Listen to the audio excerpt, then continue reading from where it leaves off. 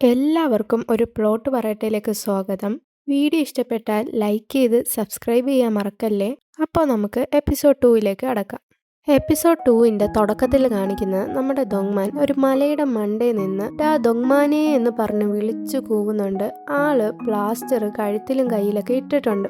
അത് കഴിഞ്ഞ് നെക്സ്റ്റ് സീനിൽ കാണിക്കുന്ന രണ്ട് പോലീസുകാര് ദൊങ്മാനെ തപ്പി വരികയാണ്. ദൊങ്മാൻ കതവ് തുറക്കുമ്പോഴത്തേക്ക് പോലീസുകാര് അകത്തൊക്കെ ഒന്ന് എത്തി നോക്കുന്നുണ്ട്. എന്നിട്ട് ചോദിക്കുകയാണ്, ആരാ ഈ ദൊങ്മാൻ? ദൊങ്മാൻ പറയാണ്, ഞാന്. നിന്റെ കൂടെ വേറെ ആരെങ്കിലും ഉണ്ടോ? അത് ഇടയ്ക്കിടയ്ക്ക് ചേട്ടൻ വരാറുണ്ട്. അപ്പൊ ആരാ നീ കിടന്ന് വിളിക്കുന്നേ? അപ്പോൾ ദൊങ്മാൻ ഒന്നും മിണ്ടാതെ നിൽക്കുമ്പോൾ പറയാണ്, അതല്ല, ഞങ്ങൾക്കൊരു കംപ്ലൈന്റ് കിട്ടിയായിരുന്നു. ഈ നേരം പോലും വെളുക്കാത്ത സമയത്ത് നിന്നെ കടന്ന് ഒരാൾ നല്ല രീതിയിൽ വിളിക്കുന്നുണ്ടെന്ന്. അതാരാ? ഇത് കേട്ട ദൊങ്മാൻ കുറച്ചൊന്നും മിണ്ടാതെ നിന്നിട്ട് പറയാണ്, ചേട്ടൻ. അപ്പോൾ പോലീസ് പറയാണ്, എന്നാലേ ചേട്ടനോട് പറഞ്ഞേക്ക് ഫോണിൽ വിളിക്കാൻ, ആൾക്കാർക്ക് ഉറങ്ങാനുണ്ടെന്നും കൂടി ഒന്ന് പറഞ്ഞേക്കെ. ആ സീൻ കട്ട് ചെയ്ത് നെക്സ്റ്റ് സീനിൽ യൂനയുടെ ഗ്രാൻഡ്മയാണ് കാണിക്കുന്ന. ആള് ജയ്ക്കും യൂനയ്ക്കും വേണ്ടിയുള്ള ലഞ്ച് പാക്ക് ചെയ്ത് കൊണ്ടുവെക്കുന്നുണ്ട്. എന്നിട്ട് പറയാണ്, ജെ പയറൊന്നും കഴിക്കത്തില്ലെങ്കിൽ ഇങ്ങ് കൊണ്ടുവന്നേരേന്ന്. യൂന ഒന്നും മിണ്ടാതിരിക്കുകയാണ്.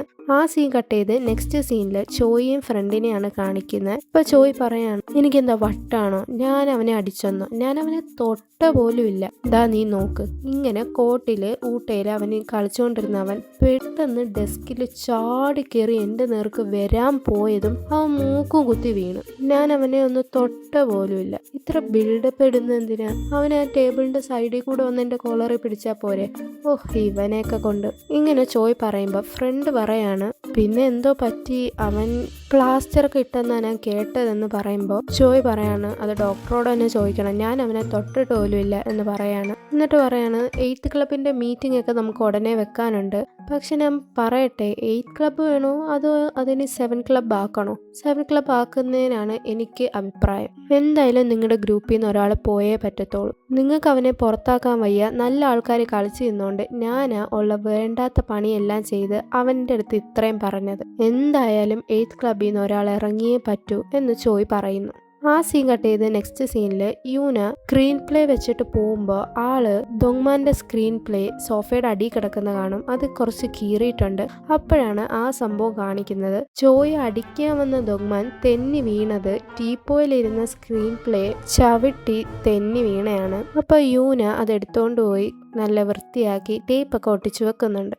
അപ്പോൾ നെക്സ്റ്റ് സീനിൽ കാണിക്കുന്ന നമ്മുടെ ഫ്രണ്ട് യോങ്സെ, ഗ്യോൻസെ, അങ്ങനെ എല്ലാവരും കഫേയിലിരിക്കുകയാണ്. അപ്പോൾ യോങ്സെ പറയാണ്, ചോയ് ഈ വട്ടം ചെയ്തത് കുറച്ച് കൂടിപ്പോത്തില്ലേ? നമ്മളിൽ ഒരാൾ ക്വിറ്റ് ചെയ്യാനോ? ഇത്രയും വർഷം കൊണ്ടുള്ള നമ്മൾ എങ്ങനെയാണ് ക്വിറ്റ് ചെയ്യുക എന്ന് പറയുമ്പോൾ ഗ്യോൻസെ പറയാണ്, ചോയ് പറഞ്ഞതിനും കാര്യമുണ്ട്.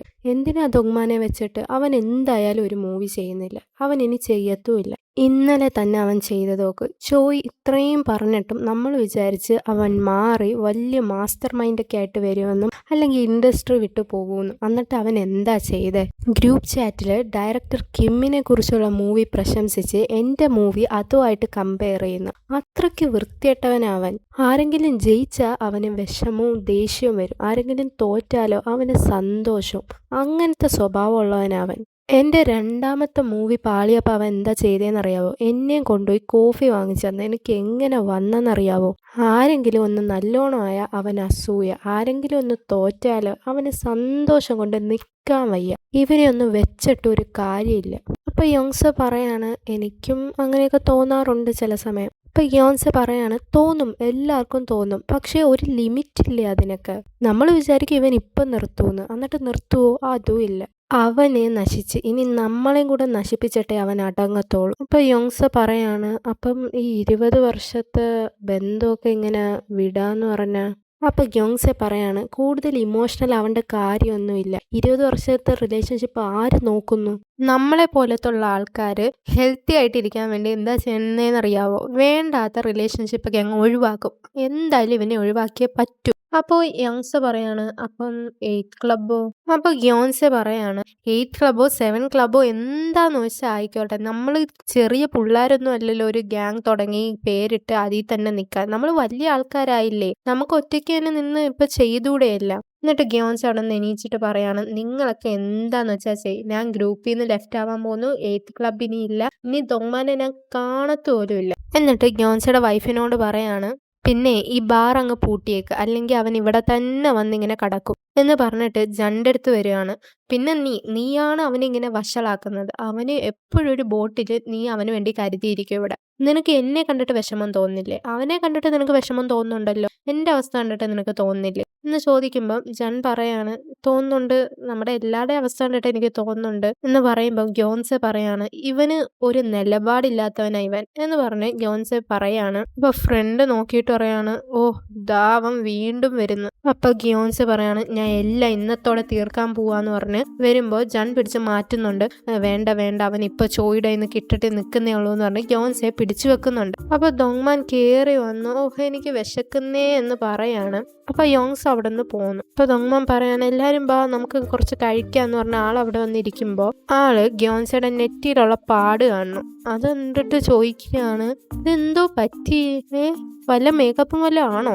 അപ്പോൾ ഗ്യോൻസ ചോദിക്കുകയാണ്, നിനക്ക് അറിയണോ ഇതെങ്ങനെ പറ്റിയെന്ന്? അപ്പോൾ ഗ്യോൻസയുടെ വൈഫ് പറയാണ്, നിങ്ങൾ പോന്നെന്നല്ലേ പറഞ്ഞ, പോ എന്ന് പറയും. പക്ഷെ ഗ്യോൻസ കേൾക്കുന്നേ. അപ്പോൾ വൈഫ് വീണ്ടും ചോദിക്കുകയാണ്, നീ പോന്നില്ലേ? അപ്പോൾ ഗ്യോൻസ ദോങ്മാനോട് ചോദിക്കുകയാണ്, നിനക്ക് അറിയണോ എന്താ പറ്റിയെന്ന്? അപ്പോൾ ദോങ്മാൻ പറയാണ്, ആ പറ. അപ്പോൾ നമ്മളെ ഫ്ലാഷ് ബാക്ക് കാണിക്കുകയാണ്, നമ്മുടെ ഗ്യോൻസെ തലയിടിച്ച് വന്ന് വീണത്. എന്നിട്ട് ഗ്യോൻസെ പ്രസന്റിൽ ദോങ്മാനോട് പറയാണ്, ഈ ലോകത്ത് 2 ടൈപ്പ് ആൾക്കാരുണ്ട്. ഒന്നെന്ന് പറയുമ്പം സ്വന്തം കാര്യം നോക്കി സ്വന്തമായിട്ട് സക്സസ്ഫുൾ ആവാൻ നോക്കുന്നവർ. ഒന്നെന്ന് പറയുമ്പം ബാക്കിയുള്ളവരെ എങ്ങനെ നശിപ്പിക്കാൻ നോക്കുന്നവർ. ഇത് പറഞ്ഞുകൊണ്ടിരിക്കുമ്പോൾ ദോങ്മാൻ ഒരു കോള് വരുന്നു. ദോങ്മാൻ ആ കോള് നോക്കിയിട്ട് കട്ട് ചെയ്യാണ്. എന്നിട്ട് ദോങ്മാൻ പറയാണ്, ആ ബാക്കി. എന്നിട്ട് ഗ്യോൻസെ പറയാണ്, ഈ ലോകത്ത് 2 ടൈപ്പ് ആൾക്കാരുണ്ട്. ഒന്ന് അവരുടെ കാര്യം നോക്കി സക്സസ്ഫുൾ ആവാൻ നോക്കുന്നവരും എന്ന് പറയുമ്പം ദോങ്മാൻ പറയാണ്, ആ ഞാൻ കേട്ടായിരുന്നു, ഒരാൾ സക്സസ്ഫുൾ ആവാൻ നോക്കുന്നേ, ബാക്കിയുള്ളവരെ ഇല്ലാതാക്കാൻ നടക്കുന്നേ, ബാക്കി എന്താ എന്ന് ദോങ്മാൻ ചോദിക്കുകയാണ്. ഇപ്പൊ ഗ്യോൻസെ ബാക്കി പറയാൻ തുടങ്ങുമ്പോഴത്തേക്ക് ദോങ്മാന് വീണ്ടും ഒരു കോള് വരുന്നു. ഗ്യോൻസയ്ക്ക് ദേഷ്യം വന്ന് അവന്റെ ഫോൺ വാങ്ങിച്ച് അവനെ അടിക്കാൻ പോകുമ്പോ എല്ലാരും കൂടെ ഗ്യോൻസെ പിടിച്ചു വെക്കാണ്. ദോങ്മാൻ ഫോണും കൊണ്ട് മാറി നെട്ടി നോക്കി നിൽക്കുകയാണ്. നെക്സ്റ്റ് സീനില് നമ്മുടെ ഫ്രണ്ട്, കണ്ണാടി, ഗ്യോൻസെ, പിന്നെ നമ്മളെ ബ്രൗൺ ഇട്ട ലേഡി എന്ന് പറയാമല്ലോ, ആളുടെ പേര് ജിന്ന് എന്നാണ്, നമുക്ക് ജിന്ന് എന്ന് പറയാം. ജിന്ന്, ജണ്ണ് എല്ലാരും കൂടെ നിൽക്കാണ്. ഇപ്പൊ ഗ്യോൻസെ പറയാണ്, ഞാൻ എന്താ പറയാൻ വന്നതെന്ന് അറിയാവോ? അപ്പൊ ഫ്രണ്ട് പറയാണ്, ആ നീ പറഞ്ഞോ, റെഡി ആക്ഷൻ പറ. അപ്പൊ ഗ്യോൻസെ പറഞ്ഞു തുടങ്ങുകയാണ്, ഈ ലോകത്ത് 2 ടൈപ്പ് ആൾക്കാരുണ്ട്. ഒന്ന് അവരുടെ കാര്യം നോക്കി സക്സസ്ഫുൾ ആവാൻ നടക്കുന്നേ, ഒന്ന് ബാക്കിയുള്ളവരെ നശിപ്പിക്കാൻ നടക്കുന്നു. അവരെന്താ ബാക്കിയുള്ളവരെ നശിപ്പിക്കുന്നത് നിർത്താത്തെന്നറിയാവോ? കാരണം അങ്ങനെ അവർക്ക് ബാക്കിയുള്ളവരെക്കാട്ടിലും അവരെ നല്ലതാണെന്ന് തോന്നിക്കാൻ പറ്റത്തുള്ളൂ. ഇതവന് കൊള്ളത്തില്ല, അവന്റെ അഭിമാനം ഞാനിന്ന് നശിപ്പിച്ചേനെ എന്ന് പറയുമ്പോൾ ഫ്രണ്ട് പറയാണ്, ആ നീ നിന്റെ ഉള്ളിലുള്ളതെല്ലാം പുറത്തിട്ടോ, റെഡി ആക്ഷൻ പറഞ്ഞോ. അപ്പോൾ ഗ്യോൻസെ വീണ്ടും ഇത് പറഞ്ഞ് സ്വയമായിട്ട് സമാധാനം കൊള്ളുവാണ്. നെക്സ്റ്റ് സീനില് നമ്മുടെ ദോങ്മാന് കഴിക്കാൻ വേണ്ടി ഗ്യോൻസയുടെ വൈഫ് സ്റ്റീക്കൊക്കെ കൊടുത്തിട്ടുണ്ട്. എന്നിട്ട് ദോങ്മാനും ഗ്യോൻസയുടെ വൈഫും കൂടി സംസാരിക്കുകയാണ്. അപ്പൊ ദോങ്മാൻ പറയാണ്, ഞാൻ എൻ്റെ മൂഡൊന്ന് നന്നാക്കാൻ വേണ്ടി മൂവി ഉണ്ട്. ഇപ്പോഴത്തെ മൂവിയൊന്നും കൊള്ളത്തേ ഇല്ല. ഈ കൊറിയൻ ഡയറക്ടേഴ്സൊക്കെ സ്വന്തം മൂവി ആദ്യം ഇരുന്ന് കണ്ടിട്ട് അവർക്ക് എന്താ ഫീൽ ചെയ്യുന്നതെന്ന് നോക്കണം, അതാണ് എൻ്റെ അഭിപ്രായം എന്ന് പറയുമ്പോൾ ആളുടെ മൈൻഡിൽ ചോയ് പറഞ്ഞതും യൂന പറഞ്ഞതൊക്കെ ഇങ്ങനെ വരികയാണ്. എന്നിട്ട് ആൾ അതെല്ലാം ഇതാക്കാൻ വേണ്ടി ഉറക്കെ സംസാരിക്കുകയാണ്. നമ്മൾ ജീവിതം കൊണ്ടുപോകുന്നേ എങ്ങനെയെങ്കിലൊക്കെ, മരിക്കാൻ പറ്റുമോ? അതും ഇല്ല. അതിൻ്റെ ഇടയ്ക്ക് ഒന്ന് ആശ്വാസത്തിന് വേണ്ടിയാ ഈ മൂവി കാണുന്നതും തിന്നുന്നതും ഒക്കെ. അതിൻ്റെ ഇടയ്ക്ക് അതും കൂടി കുളവാക്കി വെച്ചാലോ എന്ന് പറഞ്ഞു അവൻ കടന്ന് കൂവാണ്. ഗ്യോൻസയുടെ വൈഫ് പറയാണ്, നീ ഇനി ഒന്നും തിരിച്ചു പറയരുത്. അടുത്ത 3 മിനിറ്റ് 27 സെക്കൻഡ് ഞാനായിരിക്കും സംസാരിക്കാൻ പോകുന്നത്. നീ കേട്ടിരുന്നാ മതി. ഇവിടെ നിന്ന് ഇറങ്ങുന്നവരെ നീ ഒരു വാക്കും മിണ്ടരുത് എന്ന് പറഞ്ഞിട്ട് ആള് പറയാണ്, നീ പറഞ്ഞത് ശരിയാ. ഈ ജീവിതം എന്ന് പറയുമ്പം നമ്മൾ മൂഡ് ലിഫ്റ്റ് ചെയ്യാൻ വേണ്ടി ചെയ്യുന്ന ഒരുപാട് കാര്യങ്ങളുണ്ട്. പക്ഷേ നിന്നെ കാരണം എൻ്റെ മൂഡ് ഒന്നും കൂടി കൊള്ളവാവുക ചെയ്യുന്നേ. നിനക്കറിയാലോ, നിനക്ക് ആൾക്കാരടുത്ത് നോർമലായിട്ട് സംസാരിക്കാൻ അറിഞ്ഞൂടാ എന്ന് പറയുമ്പം ദോങ്മാൻ യൂനയായിട്ട് സംസാരിച്ചത് ഓർക്കാണ്. എന്നിട്ട് അവൻ പറയാണ്, എനിക്ക് സംസാരിക്കാൻ അറിയാം. അപ്പം ഗ്യോൻസയുടെ വൈഫ് പറയാണ്, മിണ്ടരുത്.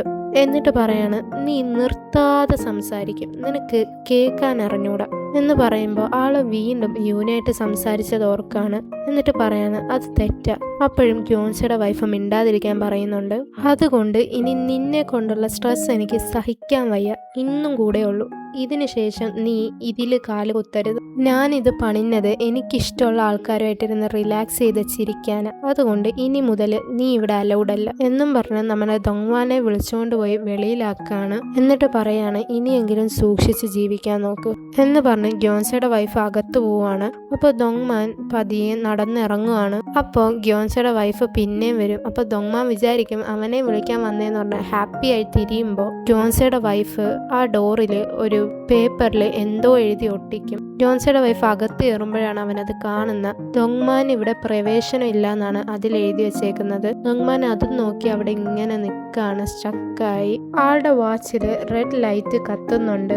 നെക്സ്റ്റ് സീനിൽ നമ്മുടെ ദൊങ്മാനും ബ്രദറും കൂടി അവരുടെ ഗ്രാൻഡ് പാരൻസ് മരിച്ചതിൻ്റെ 3ാമത്തെ റിച്വൽസ് ഒക്കെ ചെയ്തുകൊണ്ടിരിക്കുകയാണ്. റിച്വൽസ് ഒക്കെ കഴിഞ്ഞ് കുടുംബക്കാരും ദൊങ്മാനും ബ്രദറും കൂടി ഇരിക്കുന്നുണ്ട്. അപ്പോൾ ദൊങ്മാൻ്റെ ഫാദറിൻ്റെ ചേട്ടനും വൈഫും മോളും പിന്നെ മോളുടെ ഫിയാൻസിയും അവിടെ ഉണ്ട്. അപ്പോൾ ദൊങ്മാനെയും ബ്രദറിനെയും ഫിയാൻസിക്ക് പരിചയപ്പെടുത്തി കൊടുക്കുന്നുണ്ട്. അപ്പോൾ ഫിയാൻസി ദൊങ്മാനോട് പറയാണ് ഞാൻ നിങ്ങളെക്കുറിച്ച് ഒരുപാട് കേട്ടിട്ടുണ്ട്, ഫിലിം മേക്കറല്ലേ. അപ്പോൾ ദൊങ്മാൻ ഒന്നും മിണ്ടുന്നില്ല. അപ്പോൾ അങ്കിള് പറയുന്നുണ്ട് പണ്ടൊക്കെ ജോലി ചെയ്ത് ഒരു ഫാമിലി നോക്കി മക്കളില്ലാതെ അവര് സെമിത്തേരി പോലും സ്ഥലം തരത്തില്ല അടക്കാൻ. അപ്പോൾ അങ്ങനെയൊന്നും അല്ലല്ലോ എന്ന് പറഞ്ഞിട്ട് ദൊങ്മാനോട് ചോദിക്കുകയാണ് ഞാൻ പറഞ്ഞ കാര്യം എന്തായി, വെഡിങ്ങിന് വേണ്ടിയുള്ള സെലിബ്രിറ്റി ഒപ്പിച്ചോ? അപ്പോൾ ദൊങ്മാൻ പറയാണ് ഇല്ല. അപ്പോൾ പറയാണ് മൂത്തവർ പറഞ്ഞ അപ്പം ചെയ്യണം, നീ എന്താ ഇത്ര സ്ലോ, 20 വർഷമായിട്ട് നിനക്ക് ആരെ അറിഞ്ഞൂടെ എന്ന് ചോദിക്കുമ്പോൾ ദൊങ്മാൻ്റെ ബ്രദർ പറയാണ് അവൻ ആരെ അറിഞ്ഞൂടാ, അവൻ ഒപ്പിക്കാൻ പറ്റൂല എന്ന്. അപ്പോൾ അങ്കിള് പറയാണ് എന്താ 20 വർഷമായിട്ട് ഇവന് ആരെയും പരിചയമില്ല? അപ്പോൾ ബ്രദർ ഇല്ല എന്ന് പറയാണ്. നെക്സ്റ്റ് സീനിൽ അങ്കിളും ബ്രദറും കൂടി ഇരുന്ന് സംസാരിക്കുകയാണ്. അപ്പോൾ ബ്രദർ അങ്കിളിനോട് പറയാണ് ഞാനും ദൊങ്മാനും പറ്റുന്നിടത്തോളം കഷ്ടപ്പെടുന്നുണ്ട്. ഞാൻ പറഞ്ഞു വന്നത് നിങ്ങൾ ഇത്ര റിച്ച് ആവാൻ കാര്യം നിങ്ങൾ പണിയെടുത്തിട്ടൊന്നുമല്ല, കുടുംബത്തിന്റെ സ്വത്ത് നിങ്ങളുടെ കയ്യിൽ ഉണ്ടായണ്ട. എനിക്ക് പിന്നെ അതിന്റെ പേരിലൊന്നും അടി വെക്കാൻ വയ്യ. നിങ്ങൾ ലക്കിയാണെന്ന് സമ്മതിച്ചോ. ഞങ്ങൾ മടി കാരണമല്ലേ പാവപ്പെട്ടവരായി പോയത്, റിച്ച് ആവുന്നില്ല, എന്ത് ചെയ്യാൻ പറ്റും? അതുകൊണ്ട് ഇനി മുതൽ ഈ ചടങ്ങിനൊന്നും നിങ്ങൾ വരണ്ട എന്നും പറഞ്ഞ് ബ്രദർ അവിടെ നിന്ന് ഇറങ്ങി പോവാണ്. അപ്പോൾ ബ്രദർ നടന്നു പോകുമ്പോൾ ബന്ധുക്കളൊക്കെ ബ്രദറിനെ വിഷ് ചെയ്യുന്നുണ്ട്. ബ്രദർ അത് മൈൻഡ് ആക്കുന്നില്ല. അപ്പോൾ ദൊങ്മാൻ ബ്രദറിനെ കണ്ട് ദൊങ്മാൻ ബ്രദറിൻ്റെ കൂടെ പോവാൻ നിൽക്കുമ്പം അവരെ നോക്കി ദൊങ്മാൻ വിഷ് ചെയ്തിട്ട് ബ്രദറിൻ്റെ പുറകെ പോവാണ്. അപ്പോൾ ബ്രദർ സ്റ്റോപ്പായിട്ട് ദൊങ്മാനോട് ചോദിക്കുകയാണ് എടാ പൊട്ട, നിനക്ക് അയാളുടെ അടുത്ത് പറഞ്ഞൂടെ? അയാളുടെ മോളുടെ കല്യാണത്തിന് നമ്മൾ എന്തിനാ ഹെൽപ്പ് ചെയ്യാൻ പോകുന്നത്? അയാളുടെ കോളൊക്കെ നീ എന്തിനിങ്ങനെ എടുക്കാൻ പോകുന്നത്? എണീറ്റ് എന്നിട്ട് പറയണമായിരുന്നു നിന്നെ കൊണ്ട് പറ്റത്തില്ല എന്ന്. നിനക്ക് സെലിബ്രേറ്റ് ഒന്നും അറിഞ്ഞൂടെന്ന് അയാൾക്കറിയാം, എന്നിട്ട് നിന്നിട്ട് കുത്തുക എന്നൊക്കെ ദൊങ്മാനോട് പറയുമ്പോൾ ദൊങ്മാൻ കരയാണ്. കരഞ്ഞിട്ട് പറയാണ് എന്നിട്ടെന്താ അവരുടെ അടുത്ത് ഞാൻ പറയണോ എനിക്ക് കഴിവില്ലാത്തതുകൊണ്ട് 20 വർഷം കൊണ്ട് ഞാൻ കഷ്ടപ്പെട്ടിട്ടും എനിക്ക് ഒരു ഇൻഫ്ലുവൻസ് പോലും ഇല്ലെന്ന് ഞാൻ അവരുടെ അടുത്ത് പറയണോ എന്നും പറഞ്ഞ് ദൊങ്മാൻ അവിടെ നിന്ന് പോവാണ്. ബ്രദറിനും ഒന്നും പറയാനില്ല. നെക്സ്റ്റ് സീനിൽ ദൊങ്മാൻ ഇങ്ങനെ ബസ്സിൽ യാത്ര ചെയ്യാണ്. അപ്പോൾ ദൊങ്മാൻ സ്ക്രീൻ പ്ലേയിൽ എഴുതിയത് ഇങ്ങനെ ആലോചിക്കുകയാണ് ഈ വേൾഡ് തീർന്നോ ഇല്ലയോ എന്നെങ്ങനെ അറിയും? അത് കാലാവസ്ഥയാണ്. ആകാശത്ത് മേഘമുള്ളപ്പോഴും കാറ്റ് വീശുമ്പോഴും ഇല ആടുമ്പോഴും എല്ലാം ഈ വേൾഡ് തീർന്നിട്ടില്ല എന്ന് പറഞ്ഞ് ദൊങ്മാൻ ബസ്സിൽ ഇങ്ങനെ യാത്രയാണ്. അത് കഴിഞ്ഞ് നെക്സ്റ്റ് സീനിൽ ചോയ് ഫിലിംസിൽ ഒരു മീറ്റിംഗ് നടക്കുവാണ്. അപ്പോൾ ആ മീറ്റിങ്ങിൽ യൂന പറയാണ് ആ ആക്ടറിന് സ്ക്രീൻ പ്ലേ ഇതുവരെ വായിക്കാൻ സമയം കിട്ടിയില്ലെന്ന് പറഞ്ഞ് ഒരാഴ്ചയും കൂടെ വെയിറ്റ് ചെയ്യണമെന്നാണ് പറഞ്ഞ് എന്ന് ചോയിയോട് പറയുമ്പം ചോയ് പറയാണ് നിന്റെ ജോലി ഇവിടെ വന്ന് വെയിറ്റ് ചെയ്യാനാണോ? നേരത്തെ ചോദിച്ചപ്പോൾ വെയിറ്റ് ചെയ്യുക, കഴിഞ്ഞ മാസം ചോദിച്ചപ്പോൾ വെയിറ്റ് ചെയ്യുക എന്ന് പറഞ്ഞ് ഇവളെ വഴക്ക് പറയുമ്പം ചോയ് ഒരാളെ വിളിച്ചിട്ട് പറയാണ് ഇന്ന് ആ ആക്ടർ ബാറി വരത്തില്ലേ, അവൻ്റെ അടുത്ത് ഞാൻ വരുന്നതെന്നൊന്നും പറയണ്ട, പക്ഷെ അവനെ ഒന്ന് പിടിച്ച് നിർത്തിയേക്കണേ എന്ന് പറഞ്ഞ് ഫോൺ കട്ട് ചെയ്ത് യൂനയോട് പറയാണ് ആ സ്ക്രീൻ പ്ലേ പോയി പ്രിൻ്റ് എടുത്തോണ്ട് വരാൻ. യൂന ഇങ്ങനെ മിണ്ടാതിരിക്കുകയാണ്. അപ്പോൾ ചോയ് ദേഷ്യപ്പെടുന്നു ആ പ്രിൻ്റ് എടുത്തോണ്ട് വരാൻ. ഇപ്പം യൂന പ്രിൻ്റ് എടുക്കുകയാണ്. അവളുടെ മൂക്കിൽ നിന്ന് വീണ്ടും ബ്ലഡ് വരുന്നുണ്ട്. നെക്സ്റ്റ് സീനിൽ ജിന്നിനെയും ജിന്നിൻ്റെ കൂടെ ഉള്ള ഒരാളെയാണ് കാണുന്നത്. അപ്പോൾ കൂടെ ഉള്ള ആള് പറയാണ് ചോയ് ഇത്ര റൂഡായിട്ട് അവളുടെ അടുത്ത് ബിഹേവ് ചെയ്യണ്ടായിരുന്നു അല്ലേ? ഇപ്പം ജിൻ പറയാണ് എനിക്കും അങ്ങനെ തോന്നുന്നു, പക്ഷേ അവളത് സ്വയം ഹാൻഡിൽ ചെയ്യണ്ടേ. എന്നിട്ട് മറ്റാൾ പറയാണ് അവള് പണ്ട് എന്ത് അടിപൊളിയായിരുന്നു, ഇപ്പം എന്ത് പറ്റിയോ എന്തോ. അപ്പം ജിൻ പറയാണ് അതങ്ങനെയാ, തുടക്കത്തിൽ ചോയ് നോക്കിയപ്പം ഇവളുടെ പേഴ്സ്പെക്റ്റീവ് കൊള്ളാം, ഇവൾ വെക്കുന്ന സ്ക്രീൻ പ്ലേ കൊള്ളാം, ഇതുവരെ ഇങ്ങനത്തെ ഒരു സംഭവമേ കണ്ടിട്ടില്ല. പക്ഷെ 1 വർഷം കഴിഞ്ഞപ്പം ചോയ്ക്ക് അങ്ങ് മടുത്ത്. ഇതിലെ റിലേഷൻഷിപ്പ് പോലെ തുടക്കത്തിലൊക്കെ അവരുടെ സംസാരം അവരുടെ കോമഡിയൊക്കെ നമുക്ക് എന്തോ പോലെ തോന്നും, പിന്നെ പിന്നെ പിന്നെ നമ്മൾ അങ്ങ് മടുക്കും. അതുപോലെ തന്നെയെന്നേ ഉള്ളൂ. ഇതെല്ലാം യൂന ടോയ്ലറ്റിൽ ഇരുന്ന് കേൾക്കുന്നുണ്ട്. ആളുടെ മൂക്കിന്ന് അപ്പോഴും ബ്ലഡ് വരുന്നുണ്ട്. നെക്സ്റ്റ് സീനിൽ യൂന ബസ്സിൽ യാത്ര ചെയ്യാണ്. അത് കഴിഞ്ഞ് ആളൊരു ഹോസ്പിറ്റലിൽ ഇരിക്കുകയാണ്. അപ്പോൾ ഡോക്ടർ പറയുന്നുണ്ട്, ഇത് ഞാൻ നേരത്തെ പറഞ്ഞ കണക്ക് തന്നെയാ, സ്ട്രെസ് കാരണം വരുന്നയാ. ഈ മൂക്കിന്ന് ബ്ലഡ് വരുമ്പം ആ വാച്ചിൽ എന്താ എഴുതി കാണിക്കാറുള്ളത് എന്ന് പറയുമ്പോൾ നമ്മളെ ആ സീൻ കാണിക്കുകയാണ്. ആള് വാച്ചിലോട്ട് നോക്കുമ്പോൾ അതിൽ അൺനോൺ, അറിഞ്ഞൂടാന്നാണ് എഴുതി കാണിക്കുന്നത്. അപ്പോൾ ഡോക്ടർ പറയാണ്, ഈ അൺനോൺ എന്നല്ലാതെ ഇതുവരെ വേറൊന്നും ആ വാച്ചിൽ എഴുതി കാണിച്ചിട്ടില്ല. അപ്പോൾ യൂന പറയാണ്, ഇല്ല.